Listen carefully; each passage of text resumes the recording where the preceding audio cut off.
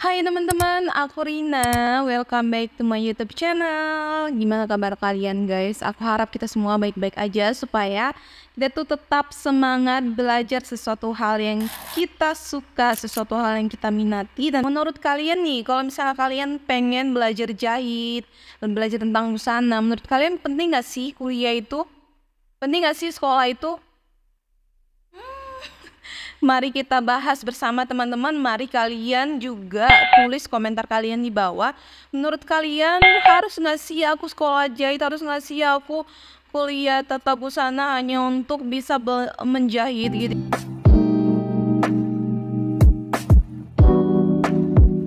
Di video kali ini aku akan bahas sesuai dengan pengalaman aku.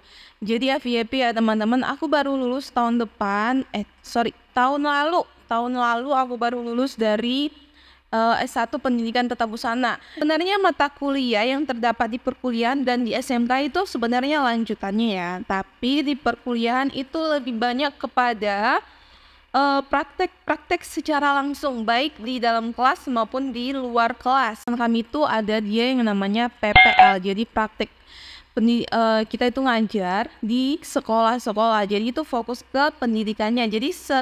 Jadi selain kita pandai menjahit, kita juga pandai mengajar ya teman-teman, itu yang paling apa. Terus ada lagi PKL, praktek kerja lapangan.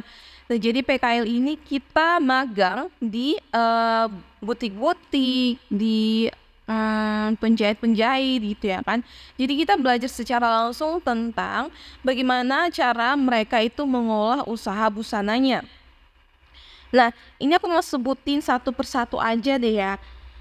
Nah, di mata kuliah itu kami belajar juga tentang pendidikan konsumen. Jadi bagaimana cara menghadapi konsumen, karena seperti yang tadi aku bilang, manusia itu punya banyak karakter.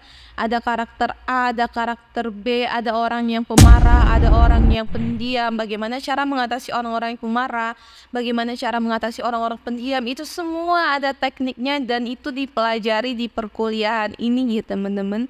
Nah setelah itu ada ilmu kesehatan keluarga, ada matematikanya juga. Nggak ngerti kenapa matematika ini ada ya. Ada dasar seni dan desain, of course ya teman-teman, kita kan jurusan tata busana, jurusan seni ya. Ada etika, ini tentang kependidikan kali ya. Konstruksi pola, jadi konstruksi pola itu adalah pola-pola standar sesuai dengan yang kalian tonton di video-video aku sebelumnya, itu pola standar, pola wanita, pola standar pria, pola standar anak-anak itu ada ya.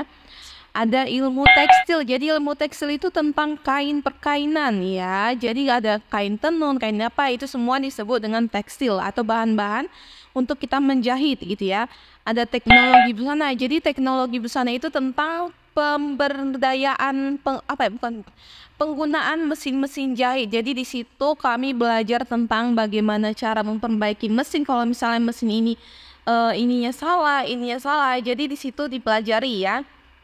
Ada lagi apalagi nih, kesehatan keselamatan kerja, of course ya teman-teman. Ada desain ragam hias, jadi desain ragam hias ini tuh seperti menyulam, pokoknya membuat hias-hiasan di baju kita.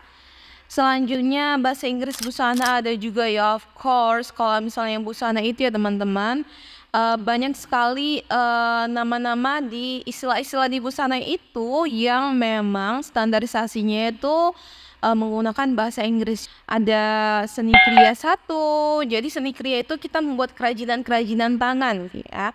Ada tata rias, tata grooming ya kan. Jadi tata rias ini memang berkaitan erat dengan yang namanya busana, karena itu satu paket ya, kecantikan dan busana itu satu paket.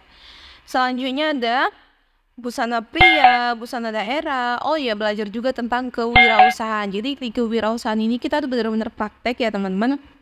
Kita buat satu produk, lalu kita menjualnya secara langsung. Jadi nanti dosennya itu minta mana laporannya, mana yang kamu jual, ini laku berapa, ini modalnya berapa. Oke. Selanjutnya ada lagi pengelolaan usaha busana. Jadi usaha busana itu terdiri dari beberapa. Ada dia tailor, ada dia butik, ada dia haute couture, ada dia konveksi, ada apa lagi? Ada atelier. Jadi atelier itu tuh khusus menjahit busana-busana wanita. Nah, konveksi itu khusus menjahit busana-busana dalam jumlah besar. Butik itu khusus menjahit busana-busana dalam kualitas yang apa ya, di bawah haute couture pokoknya, tapi dia edisi terbatas gitu ya. Sementara haute couture itu adalah proses pembuatan busana dengan tingkat tinggi. Ini tuh dimiliki oleh para desainer ya, para desainer yang buat modelnya A B C D gitu. Nah, jadi di pengelolaan usaha busana ini tuh kita benar-benar diajak, kita benar-benar langsung praktek. Kamu sekarang kita mau buat busana konveksi, gimana sih sistemnya? Sekarang kita mau buat busana butik, gimana sistemnya? Semua itu benar-benar kita praktekin, kita panggil pelanggan kita, benar-benar kita ngajak ke kampus ya guys ya. Ya habis itu ya kita kasih lah ongkos dia pulang ya kan. Jadi benar-benar di kampus itu kita belajar praktek langsung ya. That's why ketika kuliah di jurusan tata busana itu nggak jauh beda lah dari jurusan kedokteran. Nggak tahu deh kan belum pernah kedokteran ya kan. Nah, ada lagi belajar tentang menggambar mode, terus ada aplikasi komputernya juga, aplikasi komputer menggambar atau ngapain gitu kan. Seni kriya 2, busana tailoring ya. Busana tailoring itu seperti busana-busana kerja ya teman-teman, ya kera-kera jas gitu. Ada juga evaluasi hasil belajar. Jadi seperti yang aku bilang tadi itu tuh 50-50 nih pembagiannya ya. 50 ke busananya, 50 ke pendidikannya. Jadi kita juga belajar tentang psikologi anak, psikologi pendidikan, interaksi belajar mengajar. Nah, jadi di interaksi belajar mengajar inilah kita tuh benar-benar praktek di depan kelas mengajarkan gitu kan. Kita menyiapkan RPP-nya, kita menyiapkan modulnya, kita menyiapkan segala macam. Jadi teman-teman kita itu ya sebagai murid-murid kita. Di situ kita itu benar-benar dilatih untuk bicara di depan umum, bicara depan kelas, supaya kita tuh lebih mahir dalam berbicara ya. Nah, lanjut ada juga perencanaan pengajaran. Nah, itu dia seperti membuat RPP. Jadi sebelum mengajar itu kita harus hal-hal apa aja yang harus kita pelajari. Nah, ini dia yang paling aku suka itu event organizer atau event organizer sih. Nah, jadi di IO ini kita belajar benar-benar kita menjadi IO-nya ya guys. Jadi kita turun ke lapangan, kita membuat satu event atau itu event kakak kelas kita. Jadi kita yang mengatur semuanya. Jadi pada saat kakak kelas kita contohnya mau fashion show atau mau pameran, jadi mereka tinggal fokus ke produknya aja. Jadi kita yang menghandle semua acaranya dari awal sampai akhir. Di situ kita benar-benar praktek ya teman-teman, gimana cara manage tim, bagaimana cara memanage keuangannya, segala macam dokumentasinya itu kita belajar di situ. Ada lagi filsafat pendidikan, ada juga terus desain busana, profesi kependidikan ada juga ya, banyak juga nih tentang topik-topik pendidikan. Ada juga ya pendidikan agama tetap ada ya teman-teman. Jadi semester 8 itu ketika banyak teman-teman yang udah pada nyusun skripsi, kami itu masih ada mata kuliah. Semester 8 kami itu belajar tentang peragaan busana. Di sinilah kami menciptakan busana dengan konsep yang kuat. Jadi konsep ini itu tuh benar-benar harus kuat.